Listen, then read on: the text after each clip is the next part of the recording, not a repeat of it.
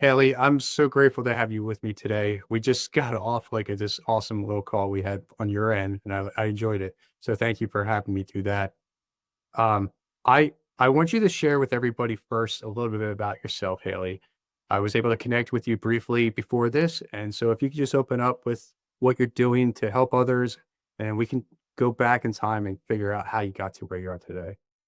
For sure. Yeah. So I am a marketing and sales strategist and coach. I'm also a certified life coach. I have a background in behavioral change and habits and how do we form habits and all that good stuff. And also a LinkedIn lead gen service provider. So I'm passionate about a lot of things. But primarily I do marketing and sales work with clients. And I got into this because when I was right around 16, I would say I was always an old soul. I felt like I kind of knew I wanted to do something big one day, and I didn't really fit in a typical sense, meaning like I was never a drinker, I was never a troublemaker. I was just like an old soul. And so I got my first stab at personal development with fitness. Fitness was kind of the thing that got me into wanting to be better and wanting to improve my life. And I started selling fitness DVDs when I was very young. And it was hilarious, honestly, but there I was. And then I ended up getting my bachelor's degree in entrepreneurship. And after college, I started working in business development and marketing for wellness startups.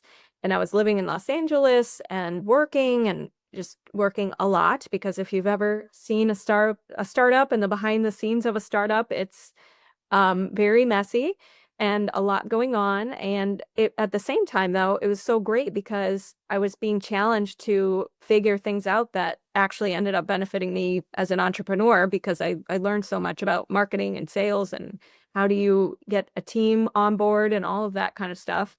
And so I did that till about 2017 because what happened was, I had just been told like the project was going really well and I might be promoted and blah, blah, blah.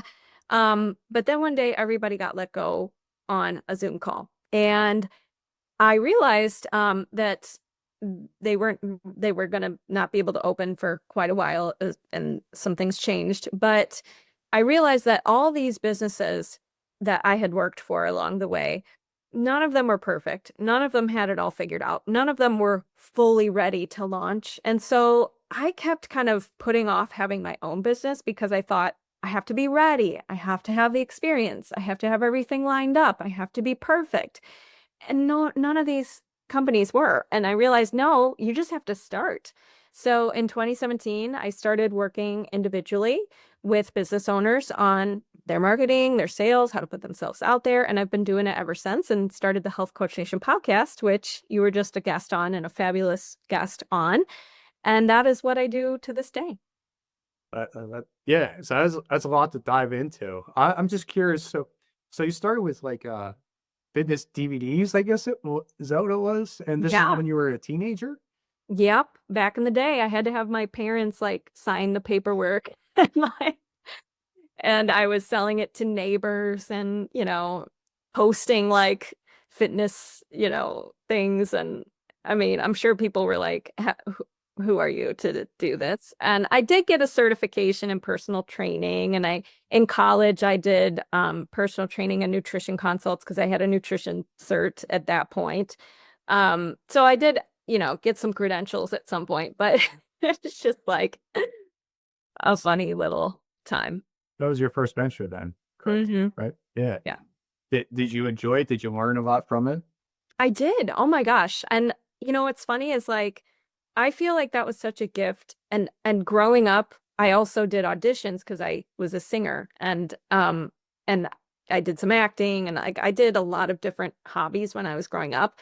And I didn't realize until I was older that how much those little things have like shifted my mindset to be ready for entrepreneurship because for example, the selling of the fitness DVDs, there's no guarantee. It's commission based. You got to learn marketing and sales and put yourself out there. You have to face rejection. And same thing with the singing. I would go on auditions and you would never hear back if you got the role or not unless you got the role. Like, it's not like they call you and be like, well, actually, that didn't work out. But you spent the whole week preparing. You drove to the city to go on the audition. At this time, it was not virtual. You had to actually go in person in rush hour to Chicago, where I live in the suburbs. So it was a long journey. And so I think it like got me ready to not have entitlement and to realize like you have to put in the steps and it all works out in the end, but you have to do a lot of little steps without necessarily seeing instant gratification. So that was just like, I feel like both of those things really got my mindset ready for entrepreneurship. Yeah, that's great. And then you transitioned into going to college for entrepreneurship. Mhm. Um, so I'm curious, did you feel like you needed that from a college?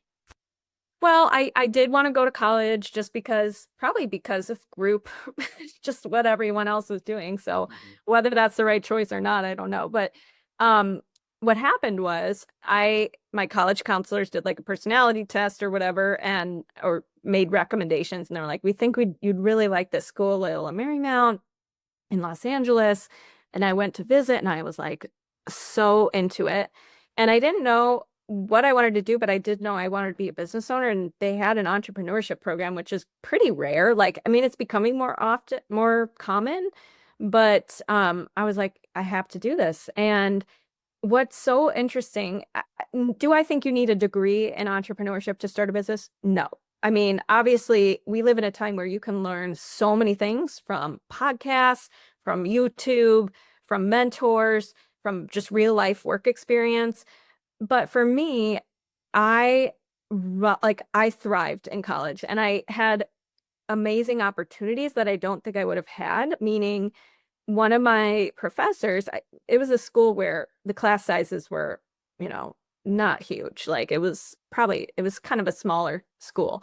And so I got to have a class with the founder of Kinko's, and like sit by him at a dinner and like he would put you on it was like real life entrepreneur things that we would have to do as projects in school. Like we had to start a business with $20 and whoever made the most money over the weekend would win like a prize. So it was like unique stuff like that and unique connections that I do feel benefited me and you know that I did use my degree actually when I became an entrepreneur in real life. But of course, it can't prepare you for every single thing that's going to happen when you start your own business.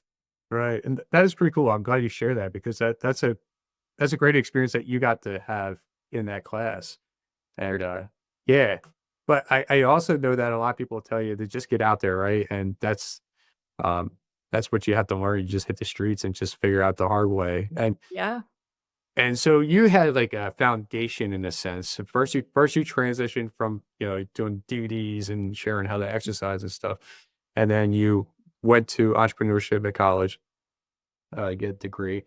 And then you wound up going to a corporate job, right?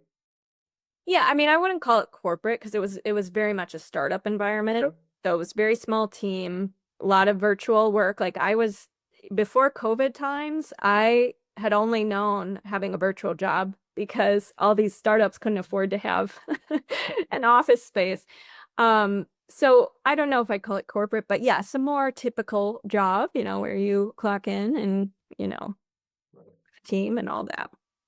Yeah, so it's a kind of like a 9 to 5 in a sense. So Mhm. you wouldn't call yourself an entrepreneur in that I area? would you know, I was more on the launch teams or I was in marketing or I was, you know, I would say they were kind of entrepreneurial, meaning I was involved in like creating the like what's hilarious is for some reason I got assigned to create like the handbook for the entire company and how we're going to operate things and all that. I was like, you want me to do this? But here I was. Or like writing the website copy or stuff. So I would say there were opportunities to be creative in my job and it wasn't like here, you know, I'm clocking in and doing bookkeeping, but um it yes, but it was a job where I was given responsibilities and I had a boss and all that kind of stuff. Okay. Can I ask you why you might have went that direction instead of maybe starting your own business? Yeah, because well, first of all, when you graduate from college, it's a time where most of your friends are getting jobs. And I know nowadays I don't care as much what everyone else around me is doing, but at that time I was like, that seems like a safe bet. Like that seems like a safe route to get your own job rather than me trying to figure out entrepreneurship at that ripe age. And so, also though, I had some companies that I loved. Like I was a loyal fan and I thought it would be so cool to be on their team. And so, and make an impact at those companies. So part of it was I just was passionate about the companies that I was interviewing for. And then the other part was I felt like I needed more experience or I wasn't quote unquote ready yet to start my own business. It sounded too scary at the time. And so those were kind of the two main reasons. So you wind up going into, let's just call it corporate for a minute, Hmm. but let's just gear with me for a little bit. Yeah. Um, and then so they let you go, and you're like, okay, now this is my opportunity. It's my turn. Were you ever um first like scared right away? Oh You my know, gosh. Oh I, yeah. Of course. Of course. I would have been scared anytime I would have started, whether or not I was the most experienced person in the world or not. So I think it's just you need to take that leap and figure it out. I think my confidence over time, I think entrepreneurship really helps you build confidence within yourself that no matter what happens, you figure things out. And at the beginning, you're not going to have that confidence yet because I don't know if you've ever heard of like Dan Sullivan talk about the 4 C's or where he says like first it takes courage because you're not going to have the skills and the confidence. You have to build them by going out and doing it. Then you build your capability and by falling on your butt, looking dumb, figuring out what works better, etc. And then you actually build courage or confidence where, or well, sorry, competence, I think, is before confidence, where you're actually good at the skill. Now you can actually teach it to others. Like you're so good that it doesn't feel like a huge pain to do things anymore. And then you have finally have confidence. So I think some people want to just skip to how do I just get to confidence the fastest way possible?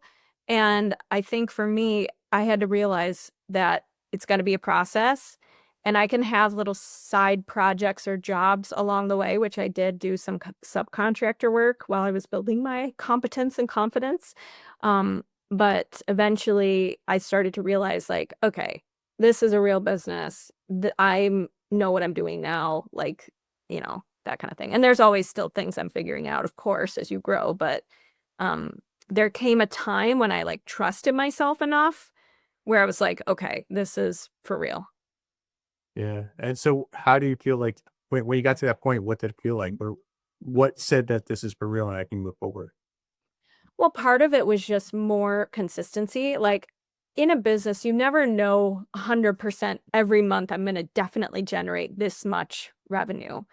But you do start to get to a point where it's like, okay, over the span of a year, this is kind of typically what happens. Like, I'm typically making this income, I'm typically spending this much, um, that kind of thing. And so it started to get to a point where it's like, okay, my hourly rate for my business is more than I would get paid at a company, and I feel confident enough in how I'm generating what I'm doing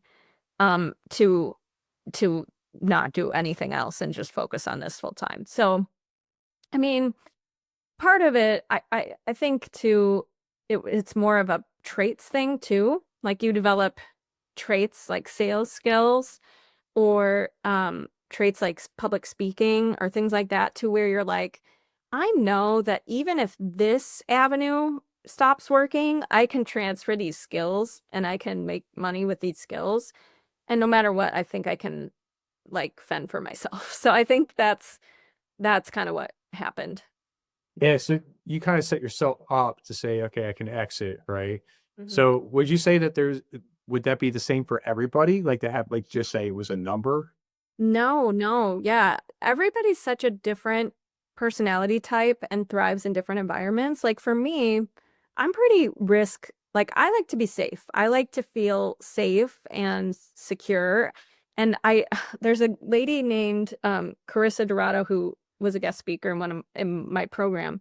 And I loved this phrase she shared. And she said, you can't put performance pressure on your business because then you are going to show up so differently than if it's like this abundant energy, this service energy, this like, I don't need my business to provide for me. I'm just going to show up for it. And that's a whole different energy and process than showing up like, I need this business to provide for me right now, or else I am going to go homeless and I'm feeling so much pressure and I need you to pay me. And it's like this needy, needy, needy energy.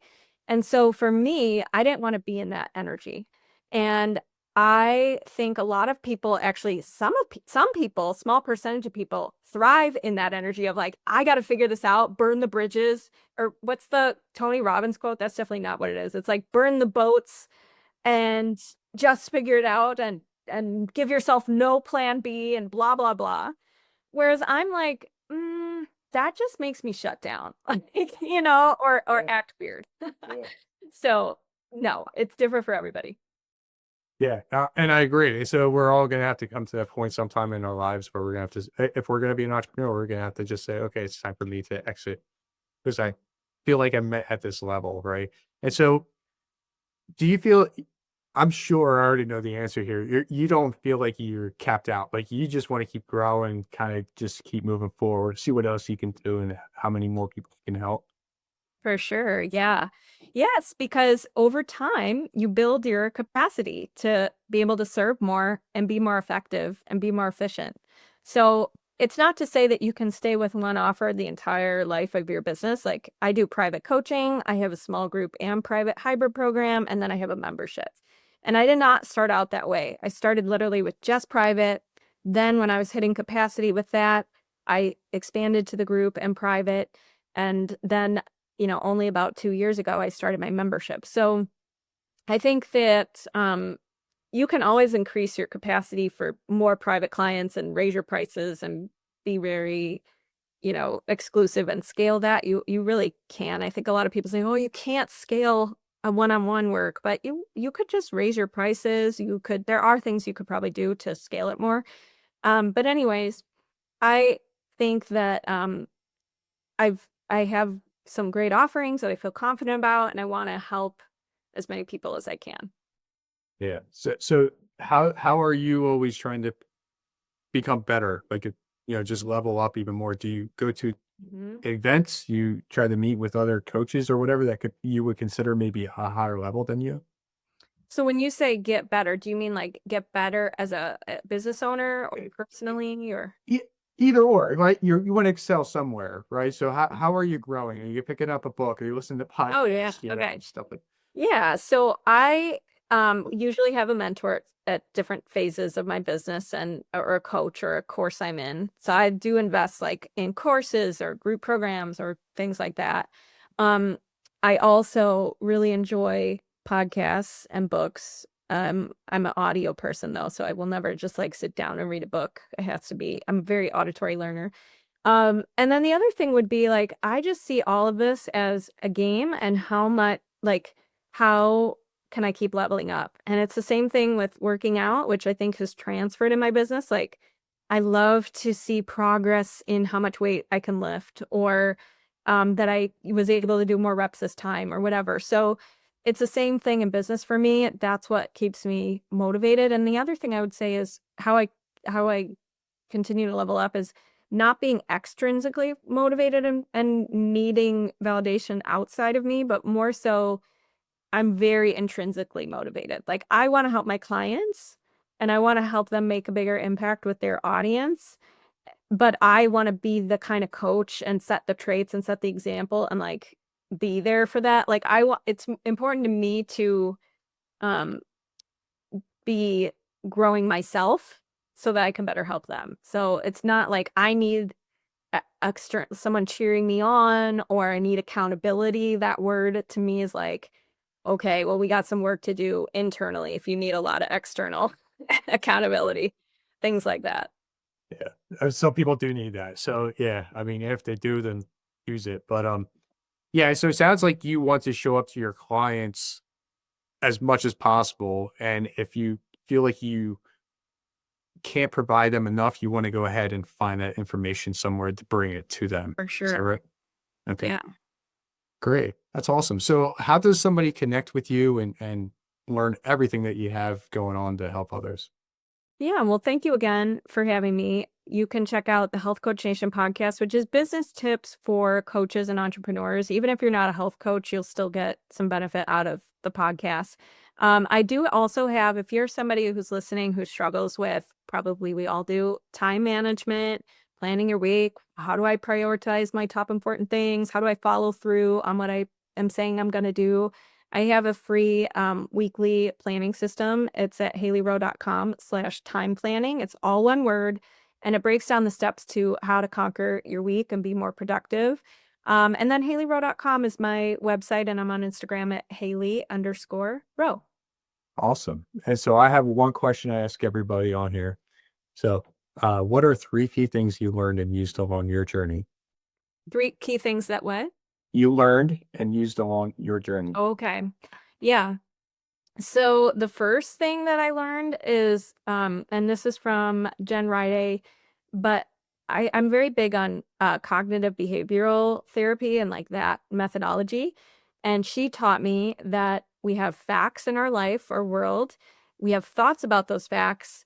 Those thoughts create our feelings create our actions, and our actions create our results. So anytime you want to create a result that you're not at right now, you got to look at what are the thoughts, feelings, and actions that are contributing to that result. And she gives a very clear way to, you know, go through that. So that model is very important because it puts you in control of a lot of things in your life.